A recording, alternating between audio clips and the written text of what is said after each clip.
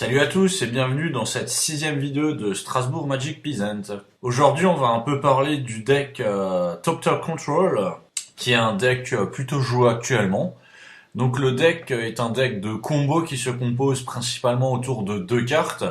Vous avez Sword of the Meek, donc qui est un équipement qui fait gagner +1/+2 à une créature, qui équipe pour 2.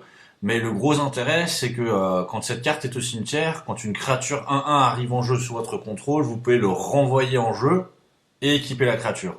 Et en fait, cette carte se joue en combo avec la carte Docteur Fonderie, qui pour un incolore, vous sacrifiez une créature, vous sacrifiez un artefact non jeton, et vous pouvez mettre en jeu une créature 1/1 bleu Docteur Artefact.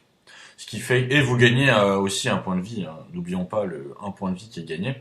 Ce qui fait que vous avez une combo entre les deux cartes où vous pouvez créer des jetons de manière infinie. Alors c'est un deck qui se joue principalement en noir-bleu. Après vous avez d'autres variantes bien sûr, hein, avec d'autres couleurs. La base du deck, c'est bien sûr de faire un peu de contrôle, avec par exemple la carte Into the Wild, qui vous permet de renvoyer un permanent non-terrain ciblé dans la main de son propriétaire, et si vous le kickez, de piocher une carte, ce qui est pas mal pour accélérer un peu le jeu.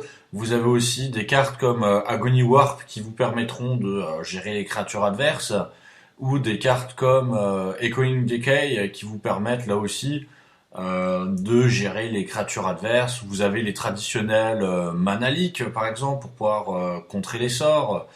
Vous avez des cartes comme Muddle the Mixture qui vous permettent là aussi de pouvoir contrer, mais aussi d'utiliser la transmute de la carte. Vous avez des cartes comme Runesnag qui vous permettent toujours de pouvoir gérer un peu ce que l'adversaire va faire. Et après vous avez des cartes un peu comme Think Twice ou Preordain, Ponder qui vous permettent d'accélérer un peu votre jeu. Et vous avez des cartes comme Duress ou Innocent Blood qui vous permettront de gérer les créatures que l'adversaire pourra poser en face de vous. Et l'objectif, bien sûr, c'est de pouvoir poser une Sword of the Meek avec une Top Fonderie pour pouvoir créer une petite armée et parallèlement aussi devenir un peu immortel et tuer votre adversaire. Voilà. C'est un deck plutôt facile à faire, les cartes sont quand même assez peu chères. C'est un deck qui tourne plutôt pas mal, qui finit régulièrement bien classé dans des tournois Peasant. Donc je vous conseille un peu d'essayer de le faire. Voilà, à plus.